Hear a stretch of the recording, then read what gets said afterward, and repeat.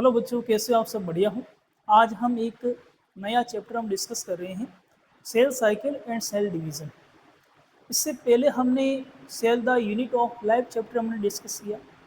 तो हमने एक सेल की पूरी यात्रा हमने की कि एक सेल में कौन कौन से ऑर्गेनल्स हमको देखने को मिल रहे हैं, कौन कौन से कंपोनेंट देखने को मिल रहे हैं, सभी के ऊपर हमने डिटेल में बात की।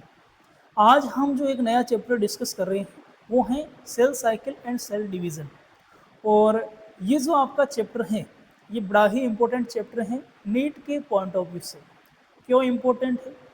क्योंकि ये एक ऐसा चैप्टर है जिसके कंसेप्ट आपको बहुत सारे चैप्टर्स में यूज़ आते हुए आपको देखने को मिलेंगे। क्योंकि जब हम माइटोसिस की बात करते हैं, मियोसिस की बात करते हैं, यानी समसूत्री और अर्धसूत्री विभाजन की हम बात करते हैं, तो ये दो बड़े ही महत्वपूर्ण इवेंट है जो आपको फ्रीक्वेंटली एक तरीके से रन होते हुए आपको देखने को मिलते हैं डिफरेंट डिफरेंट लोकेशंस के ऊपर। और यहाँ पे थोड़ी सी जब हम बात करेंगे आपके सामने सेल साइकिल और सेल डिवीज़न की, तो इसमें हम बहुत सारे टॉपिक्स हम यहाँ पे कवर करेंगे और हर एक टॉपिक के ऊपर हम डिटेल में एक तरीके से आपको डिस्क्रिप्शन हम एक तरीके से आपको अवेलेबल हम करवाएंगे और नोट्स एक तरीके से हम यहाँ पे क्रिएट करेंगे शॉर्ट फॉर्म के अंदर। तो सबसे पहले हम हेडिंग डाल देते हैं कोशिका विभाजन एवं कोशिका चक्र।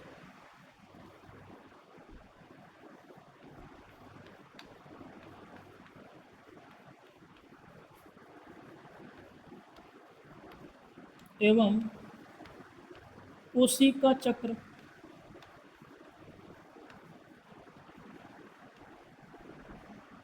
देखो, कोशिका विभाजन क्यों जरूरी है, क्यों आवश्यक है, ये हम डिस्कस करेंगे कि कोशिका विभाजन की हमें क्यों आवश्यकता है। जैसे आप देखते हो रोज़मर्रा की लाइफ में क्या होता है, कई बार सीवियर एक्सीडेंट हो जाते हैं, तो उस पर्सन या उस पर्टिकुलर ऑर्गेनिज्म के जो पार्ट डैमेज हो गए हैं वो रिपेयर होते हैं। रिपेयरिंग के जो मैकेनिज्म है वो कहीं ना कहीं कोशिका विभाजन से ही चल रही है। हम देख रहे हैं कि एक यूनिसेलुलर जो स्ट्रक्चर थी उससे एक मल्टी सेलुलर ऑर्गेनिज्म किस प्रकार से डेवलप हो गया है। जैसे हम इनिशियली हम गैमीट के फॉर्मेशन की हम बात करते हैं तो वो भी एक तरीके से आपकी सेल डिवीजन से ही बने हैं। गैमीट गैमीट के फ्यूजन से जाइगोट बनता है और जाइगोट में क्लीवेज और सेल डिवीजन की वजह से एक तरीके से आपको मल्टी सेलुलर ऑर्गेनिजम्स का आपको फॉर्मेशन देखने को मिलता है।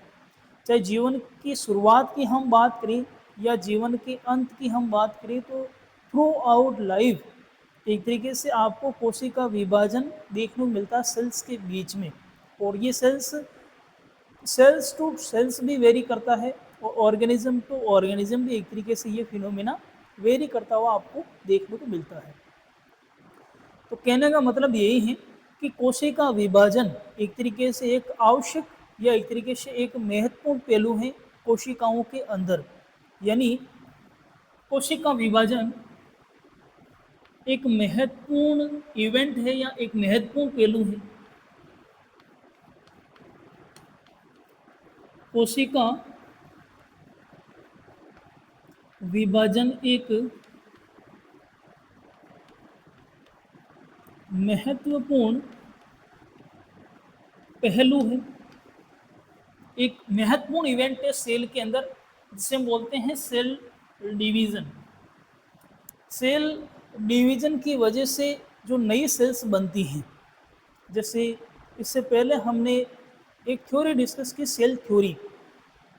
सेल थ्योरी जब तक नई कोशिकाओं की उत्पत्ति के बारे में एक्सप्लेन नहीं करती हैं तब तक सेल थ्योरी अधूरी थी। एक साइंटिस्ट का जिक्र देखने को मिलता है, रोडोल्फ विर्चो। रोडोल्फ विर्चो ने सेल थ्योरी को कंप्लीट किया और अपनी एक स्टेटमेंट उसमें ऐड की। उन्होंने कहा कि नई कोशिकाओं की उत्पत्ति पुरानी कोशिकाओं में विभाजन से होती हैं। यानी जो नई कोशिकाएं बन रही हैं या नई कोशिकाएं जो आपकी आ रही है वो कहाँ से आ रही हैं, तो पुरानी कोशिकाओं में जो विभाजन हो रहा है उसकी वजह से एक तरीके से आपकी नई सेल बन रही है। तो उसी कोशिका विभाजन के ऊपर हम बात कर रहे हैं।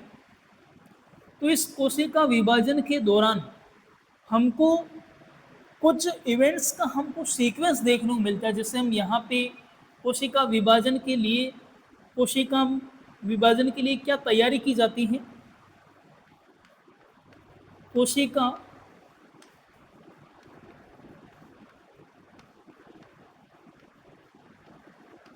विभाजन हेतु सबसे पहले कोशिका में आपको वर्दी देखने को मिलेगी, यानी सेल ग्रोथ आपको देखने को मिलेगी। कोशिका में वृद्धि के बाद आपको डीएनए प्रतिकृति आपको देखने को मिलेगी।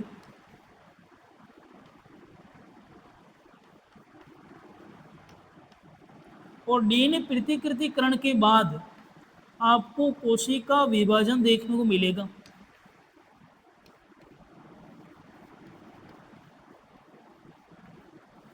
और ये जो तीनों स्टेप हैं, कोशिका वृद्धि, डीएनए प्रतिकृतिकरण और कोशिका विभाजन, ये तीनों स्टेप सीक्वेंशियल मैनर में कंटिन्यूसली चलते रहते हैं।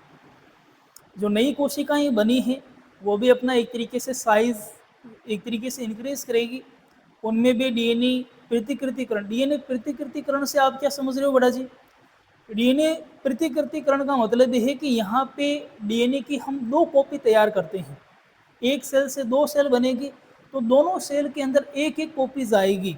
तो इस प्रोसेस को, इस इवेंट को हम बोलते हैं डीएनए प्रतिकृतिकरण या डीएनए रिप्लिकेशन।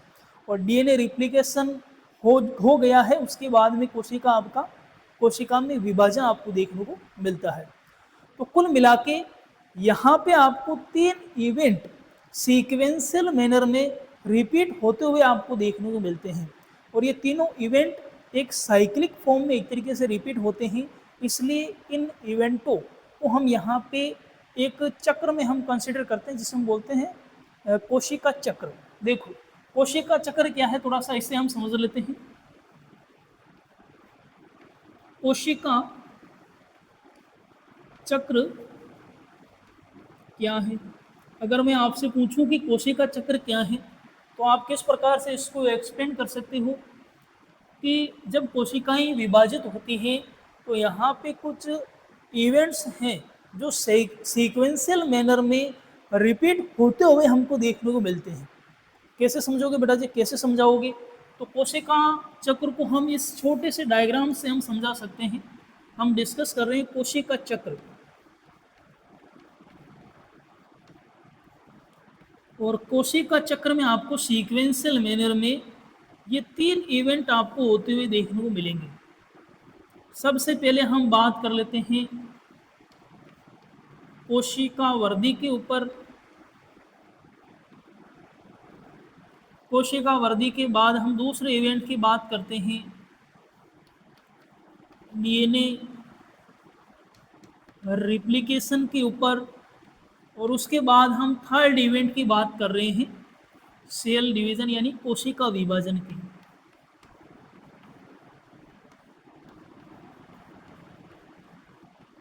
कोशिका विभाजन के बाद नई कोशिकाएं बन जाएगी, नई कोशिकाएं फिर वृद्धि करेगी, डीएनए रिप्लिकेशन होगा, वापस कोशिका विभाजन होगा। तो ये सारे इवेंट्स साइक्लिक मैनर में हमको रिपीट होते हुए देखने को मिल रहे हैं, इसलिए इसके लिए हम एक टर्म यूज करते हैं कोशिका चक्र।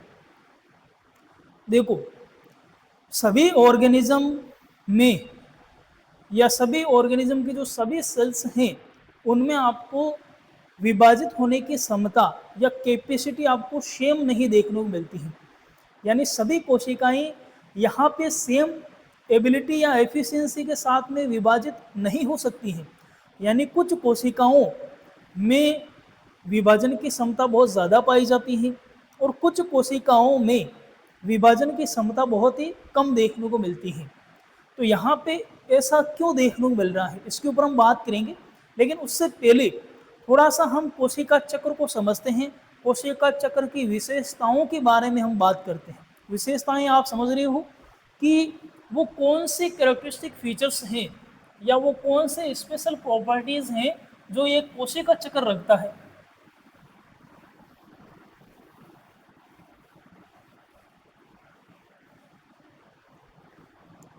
कोशिका चक्र की विशेषताएं आपको कुछ इस प्रकार से देखने को मिल रही है।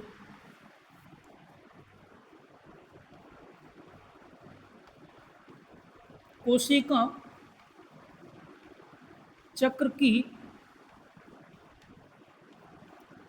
विशेषताएं, और कोशिका चक्र की विशेषताएं क्या हैं? तो यहाँ पे सबसे पहले आपको विशेषता, अभी हमने आपके सामने क्या डिस्कस किया, हमने कहा कि कोशिका में वृद्धि हो रही है, डीएनए रिप्लिकेशन हो रहा है, और उसके बाद कोशिका विभाजन आपको देखने को मिल रहा है। यानी यहाँ पे हर एक इवेंट जो है वो एक दूसरे से कनेक्टेड है। यानी यहाँ पे सभी प्रकार के जो चरण हैं वो एक दूसरे के ऊपर डिपेंडेंट है, उनमें सह संबद्धता हमको देखने को मिल रहा है, उनमें कोऑर्डिनेशन हमको देखने को मिल रहा है, समन्वय हमको देखने को मिल रहा है। तो यहाँ पे पहला पॉइंट हम यही डिस्कस कर सकते हैं कि कोशिका चक्र के सभी चरणों में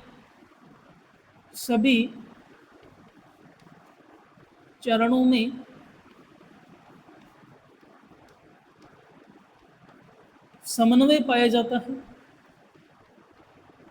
एक रेगुलेटेड मैनर में ये आपके कंप्लीट होते हैं। और कोशिका चक्र किसके ऊपर डिपेंड करेगा? तो कोशिका चक्र आनुवांशिक रूप से नियंत्रित होता है। यानी हर एक सेल का अपना, आप सभी को पता है, हर एक सेल का एक जेनेटिक मटेरियल होता है, और वो जो जेनेटिक मटेरियल है वो उस सेल की हर एक्टिविटी को क्या करता है? कंट्रोल करता है। तो जाहिर सी बात है वो सेल के विभाजित होने की जो क्षमता है उसको भी क्या करेगा? कंट्रोल करेगा। यानी यहाँ पे सेल स्वतंत्र नहीं है, जेनेटिकली क्या है? वो कंट्रोल है। कोशिका चक्र की विशेषताओं के ऊपर हम बात कर रहे हैं, और यह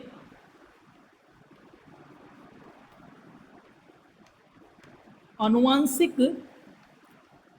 रूप से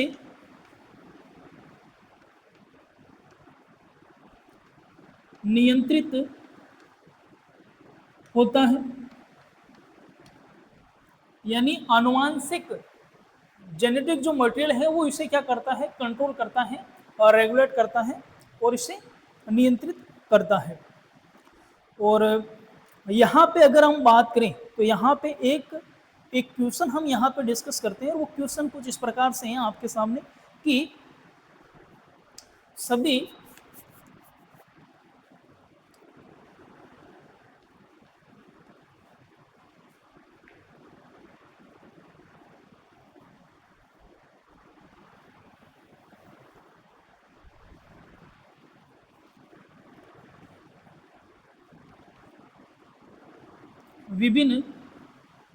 सभी कोशिकाओं में विभाजन की क्षमता समान नहीं होती। एक छोटा सा क्वेश्चन है, अभी हमने जो पॉइंट डिस्कस किए हैं उसी पर बेस्ड है, और उसे हम एसेशन रीजन वाला क्वेश्चन हम कंसिडर कर सकते हैं।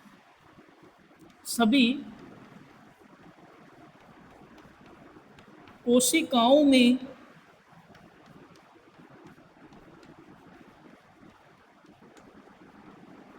विभाजन की क्षमता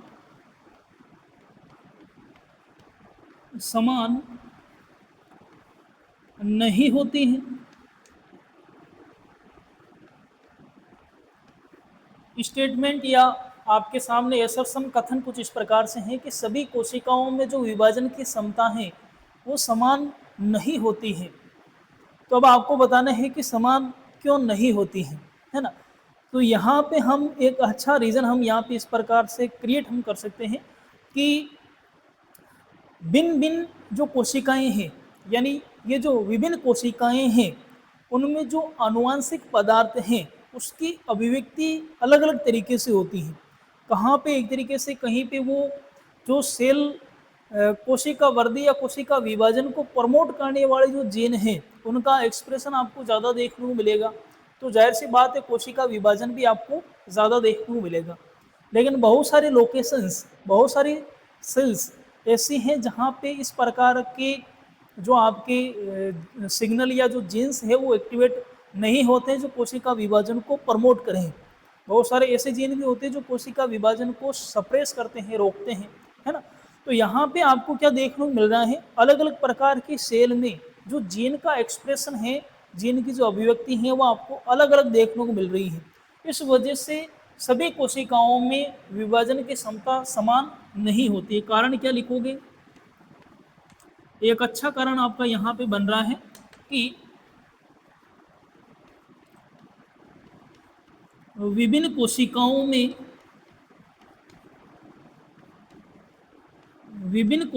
में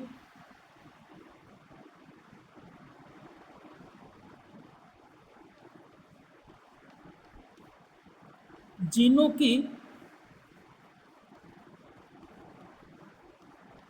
अभिव्यक्ति अलग अलग होती हैं।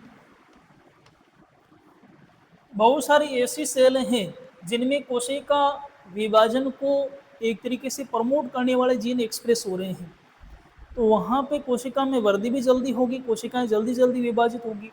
और बहुत सारी सेल ऐसी भी होती हैं जहाँ पे कोशिका की वृद्धि को मतलब प्रमोट करने वाले या सपोर्ट करने वाले जीनों का एक्सप्रेशन ही नहीं देखने को मिलता, तो उनमें ग्रोथ ही नहीं हो रही है।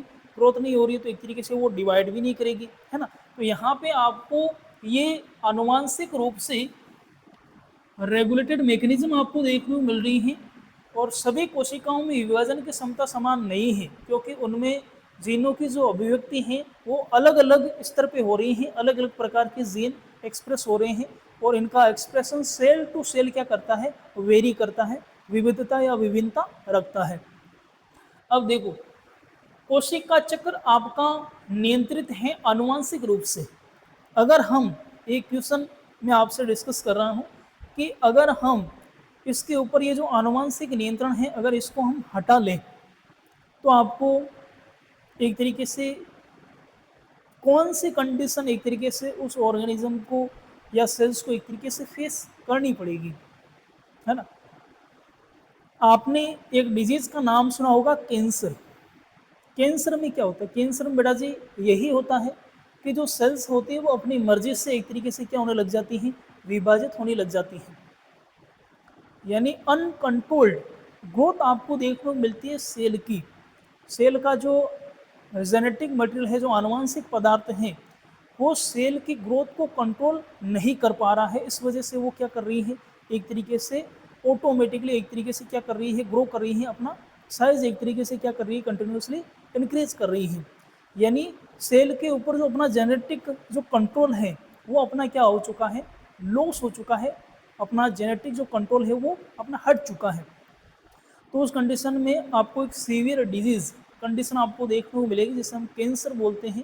और कैंसर एक डेथ कॉजिंग एक तरीके से डिजीज है जिसमें सर्वाइवल के चांसेस बहुत ही कम होते हैं, है ना। तो अब हम यहाँ पे एक कंसेप्ट हम डिस्कस करते हैं, थोड़ा सा इसको हम एग्जाम्पल्स से समझ लेते हैं कि सभी कोशिकाओं में विभाजन की क्षमता समान नहीं होती। तो एक एक तरीके से हम यहाँ पे थोड़ा सा उदाहरण के तौर पे बात कर सकते हैं। जैसे हम बात करते हैं स्किन सेल की, त्वचा की कोशिकाएं।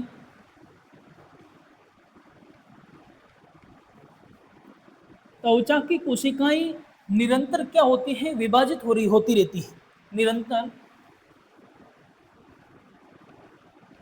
निरंतर विभाजित होती रहती हैं। इसी प्रकार से हम यहाँ पे बात करते हैं, जैसे यकृत की कोशिकाएं हैं, आपका जो लिवर है, उनकी कोशिकाओं की क्षमता की अगर हम बात करें, उद्दीपन मिलने पे विभाजित होती है। विभाजित होने की उनमें क्षमता है, लेकिन कब? जब विभाजन की रिक्वायरमेंट है। यानी उद्दीपन मिलने पर विभाजित होती हैं। और एक हम यहाँ पे डिस्कस करते हैं आपके सामने, तंत्रिका कोशिका।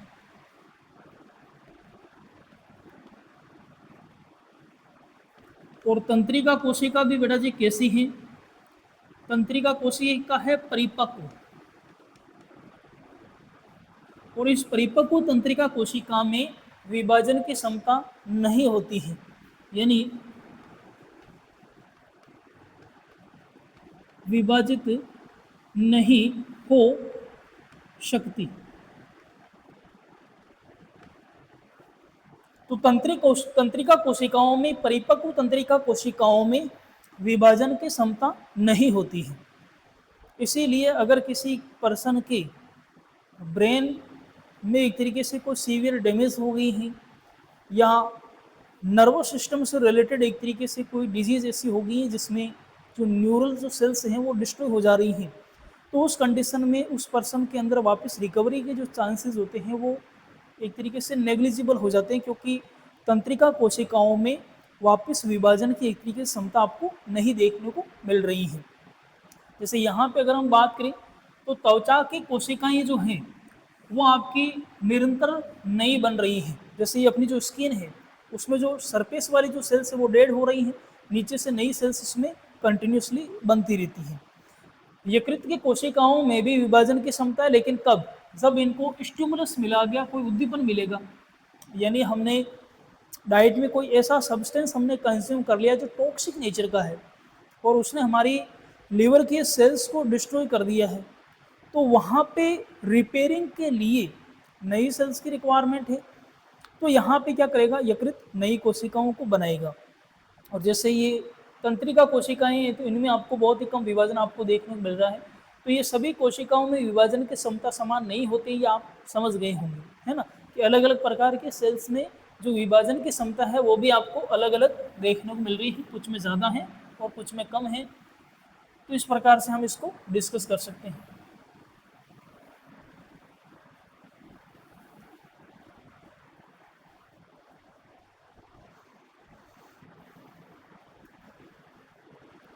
अब हम एक इम्पोर्टेंट पॉइंट डिस्कस कर रहे हैं कि कोशिकाएं विभाजित क्यों होती हैं।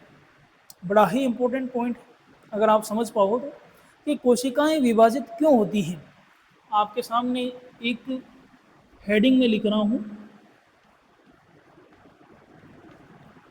कोशिकाएं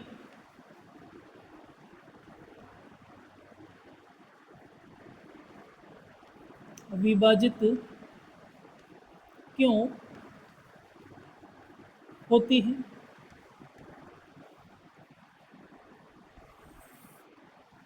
तो कोशिकाओं में हमको क्या देखने को मिलेगी? वर्दी पाई जाती है।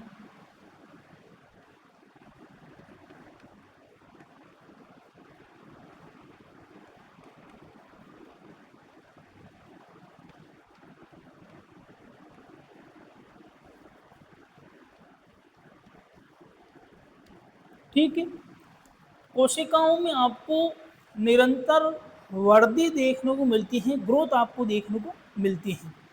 अब कोशिकाएं जब ग्रोथ करेगी, यानी कोशिकाएं जब वृद्धि करेगी, तो इसका इम्पैक्ट आपको क्या देखने को मिलेगा, इसका प्रभाव आपको क्या देखने को मिलेगा? तो इसके प्रभाव आपको कुछ इस प्रकार से देखने को मिल रहे हैं।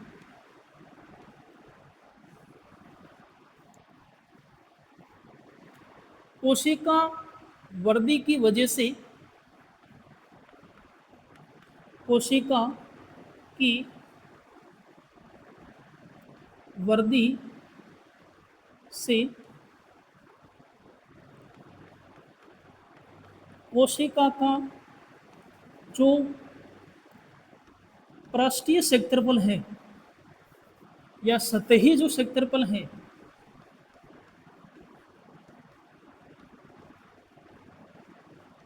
वो क्या हो जाता है? कम हो जाता है। आप सभी को पता है एक कोशिका की जो सभी आवश्यकताएं हैं वो सभी आवश्यकताएं वो सराउंडिंग मीडियम से एक तरीके से फुलफिल करती हैं, यानी उसको चाहे ऑक्सीजन की या एनर्जी की रिक्वायरमेंट है या फूड की रिक्वायरमेंट है या गैस एक्सचेंज की रिक्वायरमेंट है, तो ये सारी उसकी जो रिक्वायरमेंट्स हैं ये सारी रिक्वायरमेंट उसकी जनरल बॉडी सरफेस से पूरी होती हैं, यानी सभी प्रकार के जो सब्सटेंस है उनका जो एक्सचेंज है उसकी जो आउटर कवरिंग है उसी से ही एक तरीके से हो रहा है। तो जब कोशिकाओं का जब साइज बढ़ता है, आकार बढ़ता है, तो उसके आकार के कंपैरिजन में उनका जो पृष्ठीय सतही जो क्षेत्रफल है वो क्या हो जाता है, कम हो जाता है।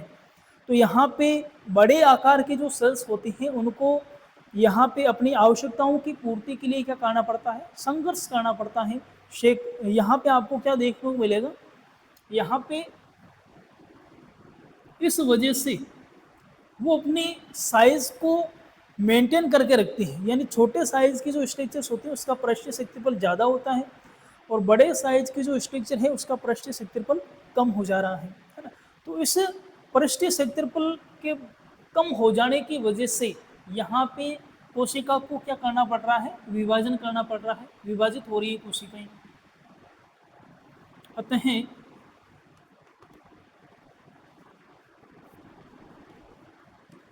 सतही क्षेत्रफल बढ़ाने हेतु क्या होगा, कोशिका विभाजन दिखाएगी। इसके अलावा हम एक पॉइंट और डिस्कस कर सकते हैं। यहाँ पे एक आपको टर्म सुनने को मिलेगी, कैरियो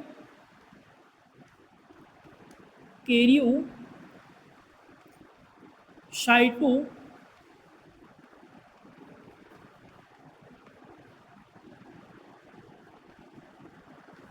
कैरियोसाइटोप्लाज्मिक इंडेक्स,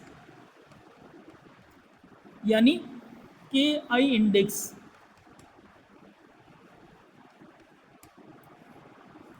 कैरियोसाइटोप्लाज्मिक इंडेक्स या के आई इंडेक्स क्या है, तो इसको आप कैसे समझोगे बेटा जी। कैरियोसाइटोप्लाज्मिक इंडेक्स या के आई इंडेक्स को आप कैसे समझ सकते हो, तो इसकी जो वैल्यू होती है वो क्या होती है, डिक्रीज होती है। यानी कोशिका का जब आकार बढ़ता है, यानी कोशिका आकार में जब वृद्धि होगी तो के आई इंडेक्स में आपको क्या देखने को मिलेगा, कमी आपको देखने को मिलती है। के आई इंडेक्स आपका क्या हो जाता है, कम हो जाता है। के आई इंडेक्स क्या है, के आई इंडेक्स आपका एक रेशियो है, न्यूक्लियर टू साइटोप्लाज्म का रेशियो है। जब कोशिका का साइज बढ़ता है तो साइटोप्लाज्म की जो अमाउंट होती है वो बढ़ती है, लेकिन न्यूक्लियर जो कंटेंट है वो आपका सेम बना रहता है। जैसे इनिशियली अगर हम बात करें, ये कोई एक सेल है और इसमें ये न्यूक्लियस है, तो इनिशियली शुरुआत में ये जो न्यूक्लियस है इस सेल को कंट्रोल कर रहा है। सेल में वृद्धि हमको देखने को मिल रही है, वृद्धि के बाद जो सेल है उसका साइज ये हो गया है, लेकिन न्यूक्लियस तो अभी भी इसमें वही है, छोटा वाला। तो पहले इस न्यूक्लियस और इस साइटोप्लाज्म के प्रपोर्शन को या अनुपात को जब हम लेते हैं तो वो आपको लगभग 1 के आसपास आपको देखने को मिलता है। लेकिन क्योंकि न्यूक्लियस का साइज तो वही है, लेकिन साइटोप्लाज्म का साइज क्या हो रहा है, कंटिन्यूसली क्या हो रहा है, इंक्रीज हो रहा है। तो जाहिर सी बात है यहाँ पे जो के आई इंडेक्स आपका है ये क्या हो जाएगा, डिक्रीज हो जाएगा। तो यहाँ पे पहले इस छोटे न्यूक्लियस से इस छोटे सेल के जितने भी कंपोनेंट है, एक्टिविटीज़ हैं, उनको हम आसानी से क्या कर सकते हैं, रेगुलेट हम कर सकते हैं। और ये न्यूक्लियस इस सेल की सभी प्रकार की एक्टिविटीज़ को कंट्रोल करने में कैपेबल हैं। लेकिन जब इस सेल के लिए हम बात करेंगे तो यहाँ पे ये न्यूक्लियस इस सेल की सभी प्रकार की एक्टिविटीज़ को कंट्रोल करने में, रेगुलेट करने में कैपेबल नहीं है। क्यों नहीं है, क्योंकि सेल का साइज बहुत ज़्यादा बढ़ गया है, उसके कंपैरिजन में जो न्यूक्लियर जो मटेरियल है वो आपका क्या पड़ रहा है, कम पड़ रहा है। तो यहाँ पे के आई इंडेक्स को हम कुछ इस प्रकार समझ सकते हैं। और कोशिका के आकार के बढ़ने पर के आई इंडेक्स आपका कम होता है। क्यों कम होता है, क्योंकि साइटोप्लाज्मिक जो कंपोनेंट्स है वो आपके बढ़ रहे हैं, न्यूक्लियर कंपोनेंट्स आपका क्या है, कांस्टेंट है। इस वजह से के आई इंडेक्स आपका क्या हो जा रहा है, डिक्रीज हो जा रहा है। तो ये जो के आई इंडेक्स आपका कम हो गया है, इसे भी हमें वापस क्या करना है, बराबर करना है। तो अब हमें यहाँ पे क्या करना होगा, कोशिका में विभाजन हमको करना होगा। तो यहाँ पे इसके लिए हम कोशिका विभाजन की हम सहायता लेते हैं और जो बड़े आकार की जो सेल हैं उनसे हम फिर वापस छोटे आकार की सेल बनाएंगे ताकि उनका KI इंडेक्स भी मेंटेन रहे और उनकी जो सतही क्षेत्रफल है, जो पृष्ठीय एक तरीके से क्षेत्रफल है, वो भी एक तरीके से आपका मेंटेन रहे। तो उम्मीद है ये कंसेप्ट आपको समझ में आया होगा कि क्यों कोशिकाएं एक तरीके से विभाजित हो रही हैं, यानी कोशिकाओं को विभाजित होने के लिए वो कौन से कंडीशंस या सिचुएशंस क्रिएट हो गई हैं जिसकी वजह से उनको विभाजित होना पड़ रहा है ना। तो ये ऐसे फैक्टर्स हैं जो उनको विभाजित होने के लिए क्या करते हैं, प्रेरित करते हैं, इन्फ्लुएंस करते हैं।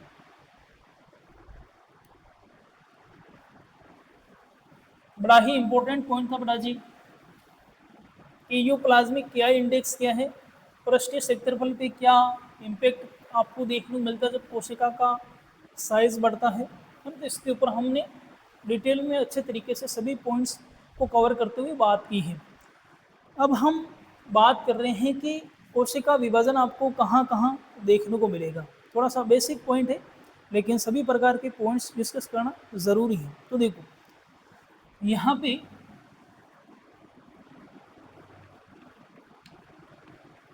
कोशिका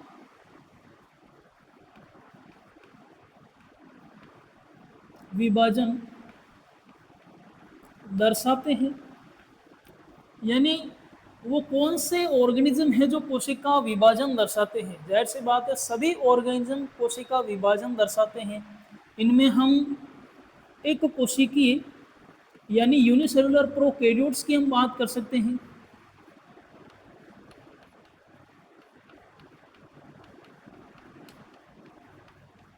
उन प्रोकैरियोटिक जीवों में भी आपको कोशिका विभाजन देखने को मिलेगा। या एक कोशिकीय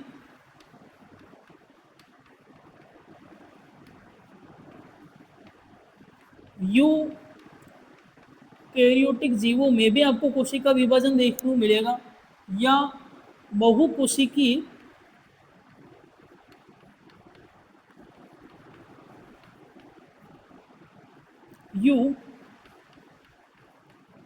यूकैरियोटिक जीवों में भी आपको कोशिका विभाजन देखने को मिलेगा। सबसे पहले हम यहाँ पे एक छोटा सा पॉइंट हम डिस्कस कर रहे हैं कि ये जो एक कोशिकीय जो ऑर्गेनिज्म है इनमें कोशिका विभाजन और जनन समरूपी प्रक्रियाएं हैं।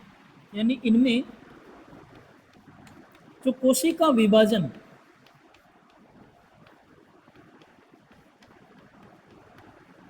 वे जनन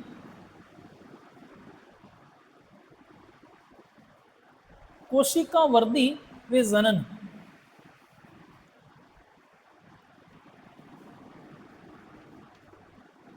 कोशिका वर्धी वे जनन समरूपी होता है। समरूपी कैसे है बेटा जी?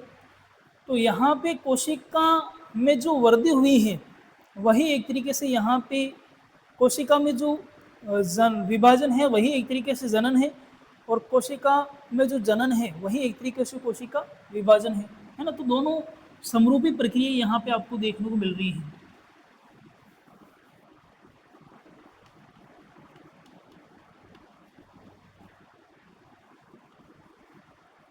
तो हम ऐसे बोल सकते हैं कि ये ऑर्गेनिज्म अपना नंबर एक तरीके से कोशिका विभाजन के थ्रू ही एक तरीके से इंक्रीज करते हैं। तो इनमें कोशिका विभाजन से ही आपको जन्म देखने को मिल रहा है। तो यहाँ पे इनका इससे नंबर भी इंक्रीज होगा और एक तरीके से ये अपने वृद्धि भी इसी प्रकार से कर रहे हैं। यानी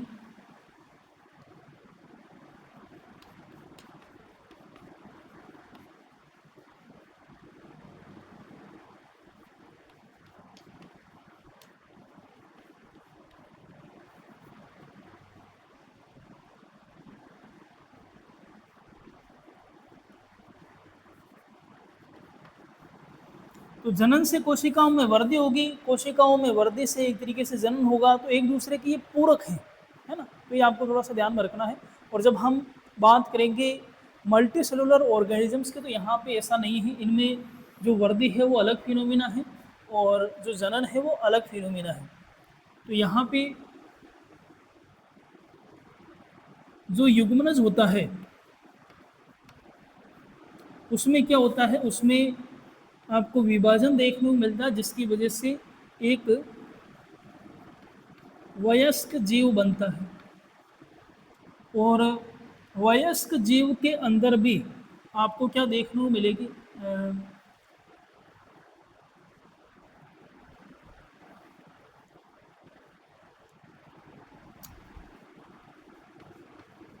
जीव का निर्माण आपको देखने को मिलेगा, ऑर्गेनिज्म का फॉर्मेशन, बहुकोशिकीय ऑर्गेनिज्म का निर्माण आपको देखने को मिलेगा। और इसी में एक तरीके से आपको निरंतर वर्दी एवं मरम्मत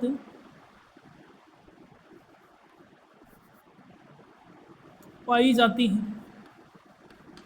वर्दी एवं मरम्मत से आप क्या समझ रहे हो, जैसे हम ह्यूमन बींग्स हैं, हमारे अंदर बहुत सारी, जैसे हमने एक तरीके से जब हमारा जन्म हुआ था तो हम मतलब छोटे थे, है ना, अपना साइज जो था वो छोटा था।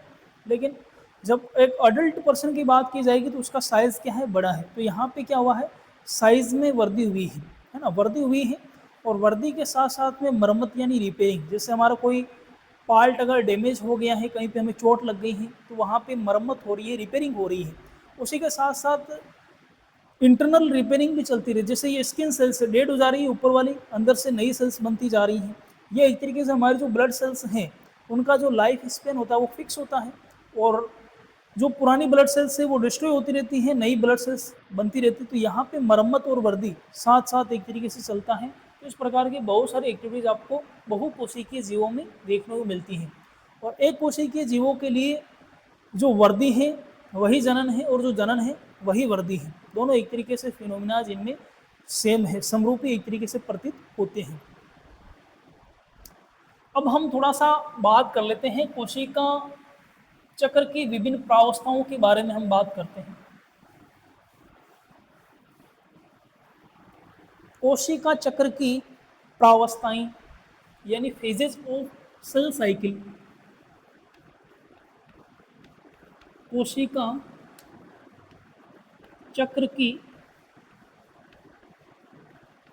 प्रावस्थाएं।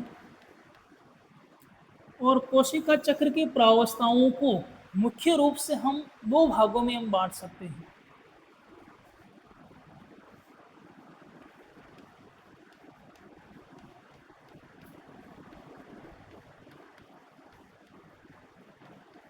दो भागों में हम विभाजित कर रहे हैं सभी प्रावस्थाओं को।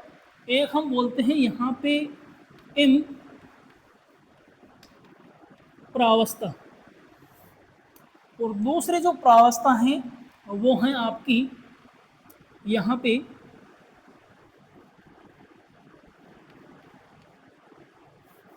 इंटरफेज।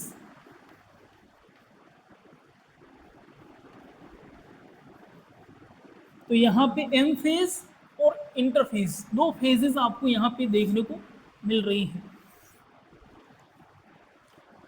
एम जो प्रावस्था है यह आपकी वास्तविक विभाजन अवस्था है। वास्तविक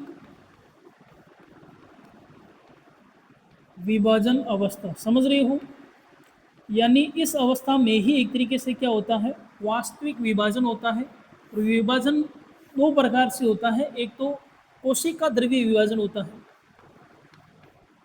पहले तो केंद्रक विभाजन होता है, यानी जो आनुवंशिक पदार्थ हैं उसको हम दो इक्वल पार्ट्स में बांटते हैं। उसके बाद कोशिका द्रव्य विभाजन, यानी जो साइटोप्लाज्मिक कंपोनेंट्स हैं उनको हम इक्वल पार्ट्स में हम बांटते हैं।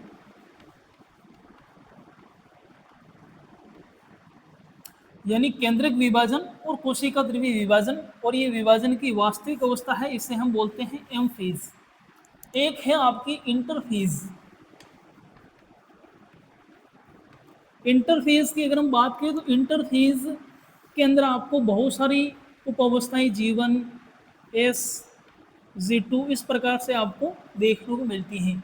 और ये लगातार दो एम प्रावस्थाओं के बीच की आपकी अवस्था है। यह है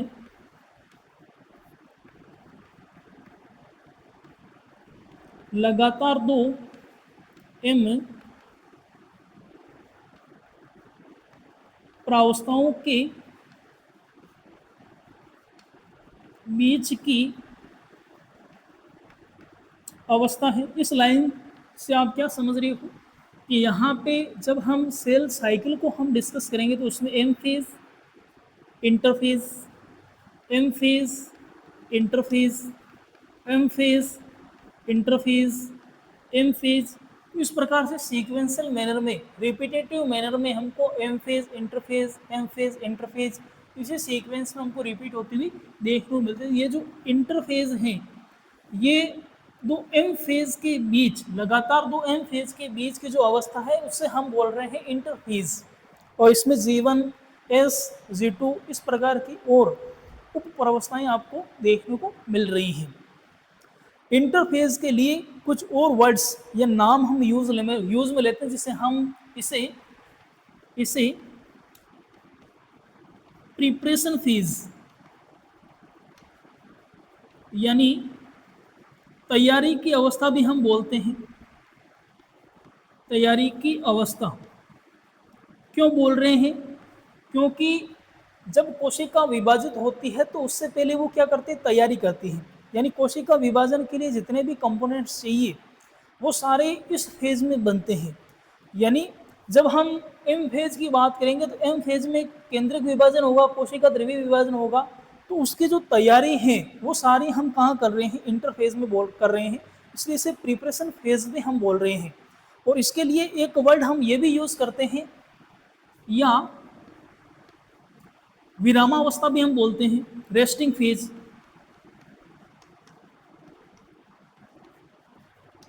विरामावस्था भी कहते हैं।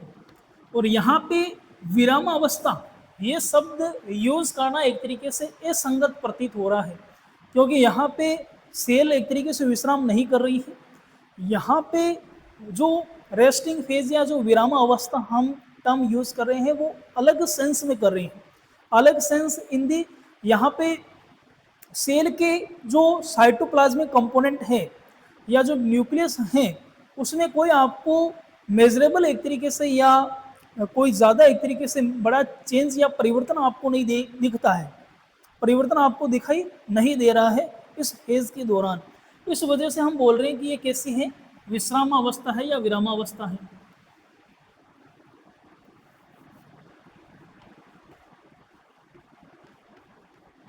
विश्रामावस्था यानी इस अवस्था में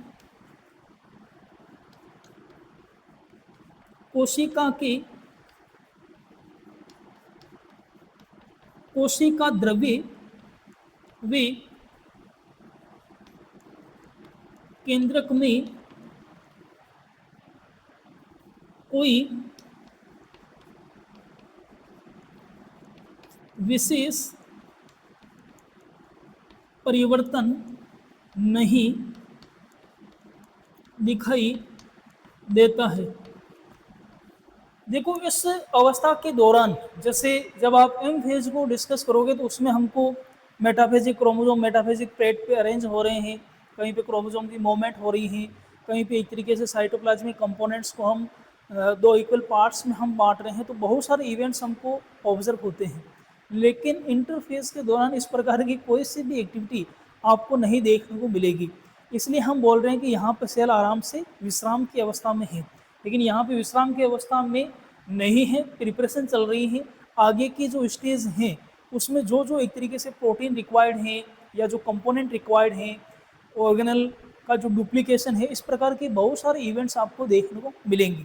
आगे जब हम इंटरफेज के जब फेजेस हम डिस्कस करेंगे जिसमें G1, S, G2 इवेंट्स को हम डिस्कस करेंगे, तो वहाँ पे हम इन सभी पॉइंट्स को हम कवर करेंगे कि यहाँ पे कौन सी अवस्था में क्या तैयारी हम कर रहे हैं, किस अवस्था के अंदर डीएनए रिप्लिकेशन देखने को मिल रहा है, किस अवस्था के अंदर हम ट्यूबिन प्रोटीन्स का फॉर्मेशन कर रहे हैं जिससे आपकी माइक्रो ट्यूबुल्स बनेगी, कौन सी वो अवस्थाएं हैं जिनके अंदर एक तरीके से अलग अलग प्रकार के जो सेल ऑर्गेनल्स हैं वो आपकी डुप्लीकेट हो रहे हैं। तो ये सारी चीज़ें हम डिस्कस करेंगे। अब हमने थोड़ा सा इंट्रोडक्शन के तौर पे कोशिका चक्र की प्रावस्थाओं को हमने डिस्कस किया है। अब हम कोशिका चक्र की अवधि के ऊपर थोड़ी सी बात कर लेते हैं बेटा जी। कोशिका चक्र की अवधि कि एक कोशिका चक्र कितने समय में एक तरीके से पूरा होता है। कोशिका चक्र की अवधि, और ये कोशिका चक्र की जो अवधि है, सेल साइकिल की जो ड्यूरेशन है, वो सभी जीवों में अलग अलग होती है। यानी सभी जीवों में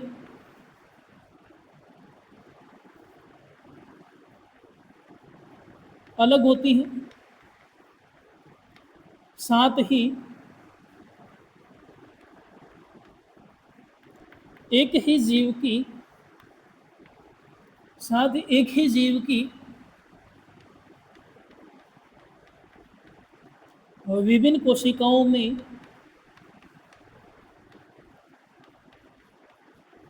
भी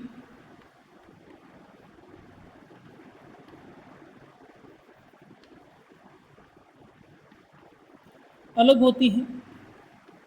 जैसे अभी हमने आपके सामने एक कंसेप्ट डिस्कस किया, हमने कहा कि हमारी जो स्किन की सेल है, हमारी लीवर की सेल है, हमारी जो तंत्रिका कोशिकाएं हैं, उनमें कोशिका चक्र की जो अवधि है वो अलग अलग है। क्यों है?